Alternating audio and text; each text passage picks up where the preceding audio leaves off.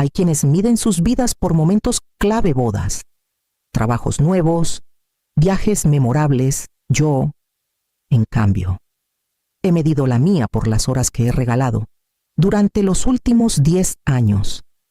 Mi calendario no ha reflejado lo que yo quiero hacer, sino lo que necesitan Fabián y Araceli. Ellos tienen trabajos absorbentes, vidas ajetreadas y niños que no paran.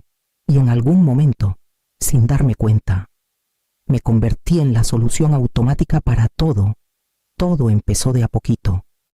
Fabián me llamaba un viernes por la noche, preguntando si podía cuidar a sus pequeños solo un par de horas para que él y su esposa, Daniela, pudieran salir a cenar. Acepté, feliz de pasar tiempo con mis nietos. Meses después, Araceli me pidió si podía quedarme con sus niñas mientras ella hacía unos mandados. Volví a decir que sí. Al principio, se sentía bonito ser necesitada. Pero esas par de horas se convirtieron en tardes enteras. Las tardes se volvieron fines de semana completos. Y los fines de semana empezaron a invadir las fiestas. Nunca preguntaban si yo tenía planes. Simplemente asumían que no. Si mencionaba una cita con el doctor o una comida con amigas. Sus voces se llenaban de esa decepción que te hace sentir como si hubieras roto una regla no escrita. Mi propia vida se fue achicando tan despacito que apenas lo noté al principio. El club de lectura al que me uní se desvaneció porque falté a demasiadas reuniones. Mis caminatas semanales con las vecinas se volvieron cosa rara porque siempre estaba echando la mano con los pequeños. Hasta mis mañanas de Navidad dejaron de ser mías, llenas de tradiciones tranquilas, para convertirse en donde necesitaba estar para facilitarle el día a ellos. La verdad es que amo a mis nietos, amo sus manitas pegajosas y sus preguntas curiosas, la forma en que sus ojitos brillan cuando me ven, pero el amor no borra el cansancio, no arregla que he renunciado a cenas, conciertos y hasta algún fin de semana fuera, porque la familia es lo primero, al menos. Esa es la frase que Fabián y Araceli usan cuando me necesitan, en algún momento. Dejé de ser Elvira y me convertí en un recurso, alguien a quien llamar cuando los planes no salían, cuando la niñera fallaba o cuando simplemente querían un descanso. Y lo peor es que yo lo permití. No me di cuenta de cuánto hasta un sábado por la tarde, cuando ambos me llamaron con una hora de diferencia, esperando que, una vez más, cancelara mis planes. Llevaba semanas esperando ese sábado, mi amiga de toda la vida. Maribel había conseguido 2 boletos para ver a un pianista de jazz que nos encantaba desde la universidad. Habíamos planeado una cena temprana, el concierto y tal vez un postre después. Algo solo para nosotras. Como en los viejos tiempos, antes de que la vida se complicara, la llamada llegó a media mañana. La voz de Fabián tenía ese tono de urgencia que usa cuando quiere pedir algo, pero sin que parezca demasiado. Mamá, necesito un favorzote. ¿Puedes cuidar a los niños esta noche? Daniela está atrapada en el trabajo y... Bueno, Araceli ya va a dejar a sus niñas, así que tendrás a todos los primos juntos. Se entretendrán entre ellos. Dudé. Fabián, tengo planes. No titubeó. Pero es solo esta vez. ¿Sabes lo difícil que es para Araceli con las gemelas? Y los niños no te han visto en más de una semana. Podía escuchar la acusación no dicha. ¿Cómo podía elegir una salida por encima de mis propios nietos? Cerré los ojos. La imagen del programa del concierto ya desvaneciéndose. Está bien, dije, con la voz apagada. Para las 5 de la tarde. Mi sala era un torbellino de ruido, bloques chocando. Caricaturas a todo volumen. 4 vocecitas compitiendo por ser la más fuerte. Fabián y Araceli dejaron a sus hijos con besos rápidos y excusas aún más rápidas. Gracias, mamá. Eres un ángel, dijo Fabián mientras salía. Eres la superabuela, añadió Araceli. Como si el título viniera con una medalla, en lugar de rodillas adoloridas y otra noche perdida. No vieron cómo mis hombros se hundieron cuando la puerta se cerró. Nunca notaron cómo limpié el jugo derramado mientras mi celular se iluminaba con un mensaje de Maribel. Ojalá estuvieras aquí. Cuando los niños finalmente se durmieron, el concierto ya había terminado, y me quedé con el zumbido del lavavajillas y la certeza de que solo esta vez se había convertido en la norma, y sabía, en el fondo, que no pasaría mucho antes de que volviera a pasar, el domingo por la noche. Después de 2 días seguidos arbitrando peleas por dinosaurios de plástico y convenciendo a 4 boquitas tercas de comer verduras, mi casa parecía un campo de batalla. Me dejé caer en el sofá, con los músculos adoloridos y la cabeza palpitando. Los niños se habían ido hacía 1 hora, pero sus voces aún resonaban en mis oídos. Abrí mi laptop con la vaga intención de pagar cuentas, pero mis dedos se detuvieron sobre el buscador, sin pensarlo. Escribí escapadas tranquilas Costa de Nayarit. Aparecieron varios anuncios resorts caros, posadas con precios inflados, pero un enlace llamó mi atención: posada vista al mar, tarifas especiales de temporada baja. Las fotos no eran espectaculares cortinas descoloridas, muebles sencillos, pero más allá del pequeño balcón, el mar se extendía amplio y azul. El precio era sorprendentemente bajo, probablemente porque era el final del invierno.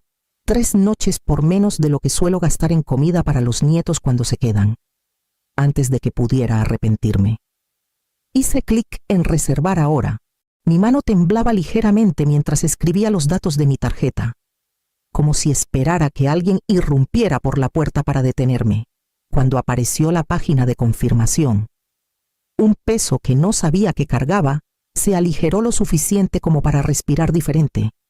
3 días sola, sin manitas pegajosas jalando mi ropa, sin gritos de abuela, tengo hambre cada 20 minutos, sin correr a la tienda porque alguien olvidó los pañales.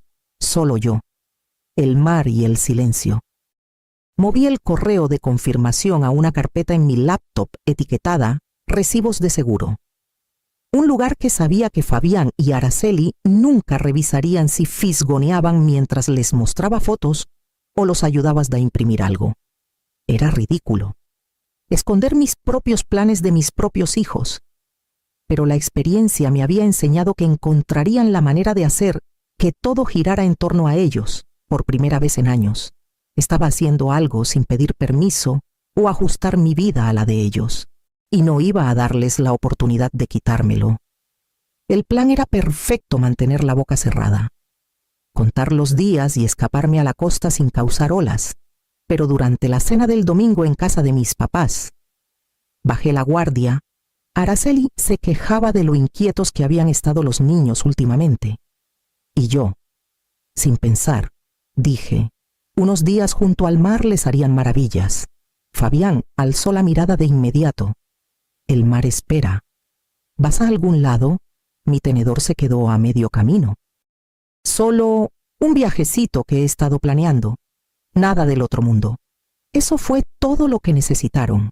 Debiste decirnos, exclamó Araceli, con el rostro iluminado. Podríamos hacer algo grande, en familia. A los niños les encantaría la playa. Sí, añadió Fabián, ya con una sonrisa.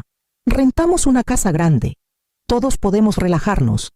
Tú cuidas a los nietos mientras nosotros tenemos un ratito para nosotros. Sería perfecto. Negué con la cabeza. Esto iba a ser un viaje tranquilo, solo para mí. Mi mamá, que hasta entonces solo escuchaba a medias, intervino. Ay, Elvira, los recuerdos en familia valen más que el tiempo a solas. Ya tendrás muchos años para estar tranquila cuando los niños crezcan. Exacto, dijo mi papá. Y piensa en la alegría que les darías a los pequeños. Siempre has sido el pegamento de esta familia. Me sentía acorralada. Mis mañanas tranquilas junto al mar escapándose con cada palabra. La idea de castillos de arena y bloqueador pegajoso en lugar de paz y soledad me apretó el estómago. Fabián ya estaba sacando su celular. Voy a buscar rentas cerca de donde estarás. Todavía puedes tener tu vista al mar, solo con un poco de compañía. Araceli aplaudió. Esto va a ser divertidísimo. Era claro que no iba a ganar la discusión en esa sala. Mis papás tenían sus sonrisas de satisfacción, y mis hijos estaban emocionados con sus planes, así que forcé una sonrisa. Bueno, vamos a ver cómo lo arreglamos. Por dentro. Ya estaba calculando. Si pensaban que se iban a sumar, me aseguraría de que no estuviéramos yendo al mismo destino. La noche después de esa cena, me quedé frente a mi laptop mucho después de que la casa se silenciara. Mi reserva original para el motel en la costa me miraba, ahora manchada por la idea de juguetes de arena y cajas de jugo. Hice clic en cancelar reserva antes de que pudiera dudar. Una nueva búsqueda me llevó a algo mejor, lo suficientemente lejos como para que ni los más decididos me encontraran. Un pequeño resort en una isla frente a la costa de Quintana Roo. Modesto pero aislado. Las fotos mostraban palmeras inclinadas sobre aguas turquesas, hamacas meciéndose en la sombra y una playa estrecha donde podía caminar kilómetros sin que nadie gritara mi nombre. Los vuelos encajaban perfectamente el mismo día que la salida de la familia, solo en una terminal diferente. Ese detalle era clave. Si lo hacía bien, podía escapar sin hacer un drama. Reservé el boleto. Imprimí la confirmación y la guardé en la parte trasera de un cajón bajo formularios de impuestos viejos. En los días siguientes, la emoción de Fabián y Araceli creció. Llamaban para hablar de casas en renta, menús y qué días tendrían tiempo de adultos mientras yo llevaba a los nietos a la playa. Será genial para ellos, dijo Fabián. Y para nosotros también, claro. No hemos tenido un descanso de verdad en años. Mamá, lo recordarán para siempre, añadió Araceli. Tú los mantendrás ocupados, y nosotros podremos ser adultos otra vez. Cada palabra erosionaba el poco remordimiento que me quedaba. No hablaban de recuerdos compartidos. Hablaban de cuidado de niños disfrazado de vacaciones. Empecé a repasar el plan del aeropuerto en mi cabeza, mantener mi maleta ligera, caminar con ellos hacia el control de seguridad, luego excusarme con una sonrisa y alguna explicación vaga sobre ir al baño. Para cuando se dieran cuenta de que no regresaba, ya estaría en mi puerta de embarque con un pase a un lugar que ni siquiera habían imaginado. Con cada ensayo mental, el nudo en mi pecho se aflojaba un poco más. Esta vez, mi tiempo sería mío. La mañana de la partida llegó con una calma extraña en mi pecho. Como si ya hubiera dado un paso fuera de mi vida anterior, me reuní con la familia en el Aeropuerto Internacional de Cancún. Con mi maleta en la mano y una sonrisa fija, Fabián y Araceli charlaban sobre la semana que les esperaba. Los nietos brincando de emoción. Abracé a cada pequeño, aspirando el aroma a bloqueador solar y cereal, y me dije que esta sería la última vez que mis brazos serían su zona automática de entrega. Pasamos juntos por el área de registro, el ruido y el movimiento desdibujándose mientras me enfocaba en mi plan, en el punto donde las filas se dividían hacia el control de seguridad. Toqué el brazo de Fabián. Voy a pasar al baño antes de cruzar, dije, con la naturalidad de quien no trama nada. Los alcanzo en la puerta. Asintieron sin sospechar. Ya distraídos con los pases de abordar y el equipaje de mano, me giré, mezclándome con la corriente de gente que iba en dirección opuesta. Mi corazón empezó a latir más rápido, cada paso alejándome del eco de sus voces. En la Terminal 3 me acerqué al mostrador de otra aerolínea y entregué mi pasaporte y el boleto que había impreso días antes. La agente sonrió, lo escaneó y me lo devolvió junto con mi pase de abordar hacia la isla. Mis manos se estabilizaron por primera vez esa mañana. La fila de seguridad avanzó rápido y pronto estaba caminando por un puente de embarque silencioso. El zumbido de los motores del avión saludándome como un secreto que había guardado por años. Guardé mi maleta. Me hundí en el asiento junto a la ventana y dejé salir un suspiro largo. Antes de que empezaran los anuncios de seguridad, saqué mi celular. Un mensaje corto para la familia. No voy con ustedes. Me voy a mi propio viaje. Disfruten el suyo. Lo envié y apagué el teléfono antes de que pudieran responder. Mientras el avión se alejaba de la puerta, imaginé la escena en la suya, Fabián mirando su celular, Araceli frunciendo el ceño. mis papás intercambiando esa mirada incrédula, la imagen aceleró mi pulso. Pero en lugar de temor, sentía algo peligrosamente cercano a la alegría.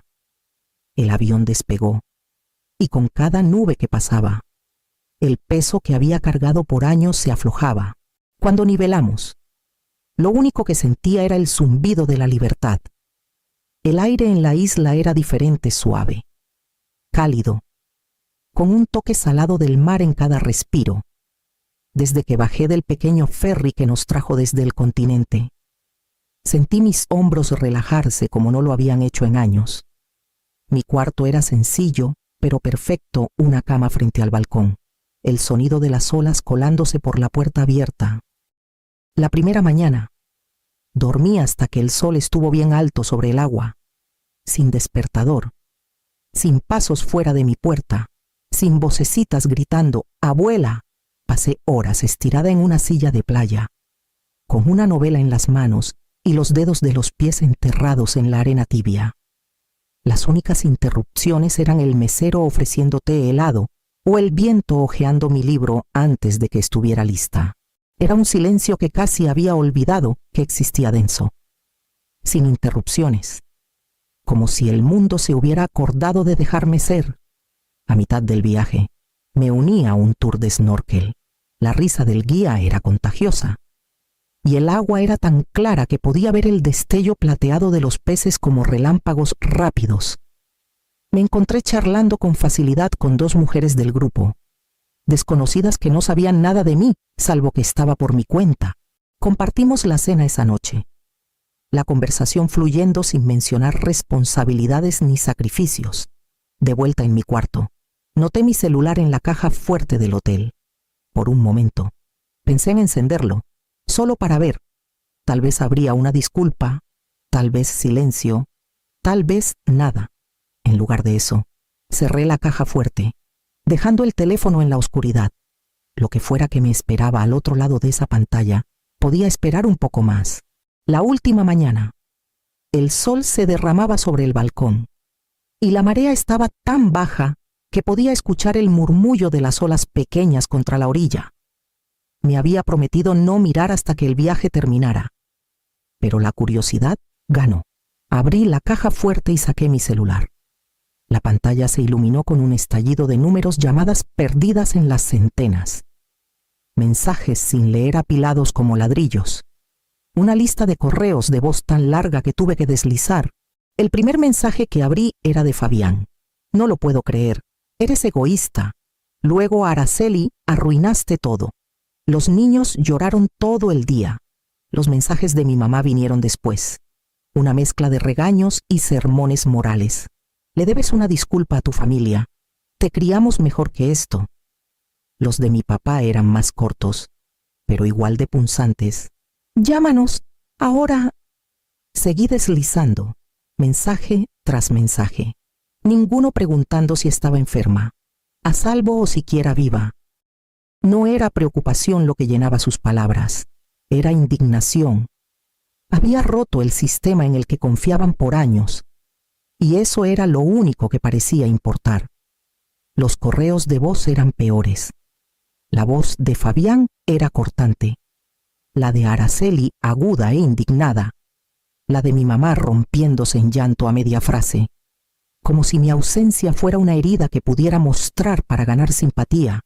En todo eso, ni una nota de comprensión. Dejé el celular sobre la cama, su peso demasiado grande para algo tan pequeño. Tras un momento, lo apagué y lo volví a guardar en la caja fuerte. La tormenta que me esperaba podía esperar un poco más. 2 horas después, estaba en el aeropuerto, abordando mi vuelo a casa. El zumbido de los motores ahogando los ecos de sus voces. No habían pasado ni 3 horas desde que llegué a casa cuando empezaron los golpes en mi puerta. Fabián y Araceli estaban ahí, hombro con hombro, con sus hijos jalándoles las manos, ambos rojos de esa rabia que se ensaya durante todo el camino. No se molestaron con saludos. «Traicionaste a la familia», dijo Fabián, con tono seco. «¿Tienes idea de lo que nos hiciste pasar?». La voz de Araceli se alzó sobre la suya. «Nos dejaste tirados. Y los niños estaban destrozados. Arruinaste todo el viaje. Lo menos que puedes hacer es pagarnos tu boleto. Dejé que sus palabras me recorrieran sin reaccionar. Años de morderme la lengua me habían enseñado el valor del silencio. Los desconcertaba más que cualquier grito. Cuando finalmente hicieron una pausa para respirar, hablé. No les debo nada, dije, con voz calmada. Ni dinero, ni cuidado de niños, ni mis fines de semana, nada. Ambos intentaron hablar al mismo tiempo, pero alcé la mano. Hasta que puedan tratarme con respeto. No estoy disponible para cuidar niños. Esto no está a discusión. Fabián parpadeó como si no me hubiera escuchado bien. La boca de Araceli se abrió y cerró. Buscando el insulto perfecto, la sorpresa en sus rostros casi valió cada noche perdida, cada plan cancelado, cada momento en que tragué mi frustración. No me sentía triunfante, solo segura. Se fueron entre murmullos de quejas, con sus hijos siguiéndolos, cuando la puerta se cerró. El silencio en mi departamento se sintió como una pizarra en blanco. Un mes después, firmé el contrato de renta de un departamento más pequeño en un pueblo cercano, en Valle de Bravo. No era nada lujoso una recámara, un balcón justo para una silla y una maceta, pero se sentía mío como nunca lo fue mi casa anterior. No le di la dirección a Fabián ni a Araceli. Si me necesitaban, podían llamar, y si no quería contestar, no lo haría. Volví a pintar, algo que no hacía desde antes de que nacieran los niños. Los sábados por la mañana se volvieron míos para pasear por mercados de productores o manejar una hora solo para ver el lago. Algunos fines de semana, hacía viajes cortos por carretera, quedándome en posadas pequeñas y cenando en lugares tranquilos donde nadie esperaba que me levantara a mitad de la comida para limpiar un derrame. Había momentos, usualmente de noche, cuando la culpa se colaba. Imaginaba a los nietos y me preguntaba si me extrañaban, si Fabián o Araceli me pintaban como la egoísta que se fue. Pero luego recordaba el ruido, las demandas interminables, la forma en que mis necesidades siempre eran lo último. La culpa se desvanecía como la marea que retrocede, reemplazada por una calma firme. No estaba segura de si mi relación con mis hijos se repararía algún día, pero sabía una cosa con absoluta certeza: no iba a volver a como era antes. Mi tiempo era mío ahora, y planeaba mantenerlo así,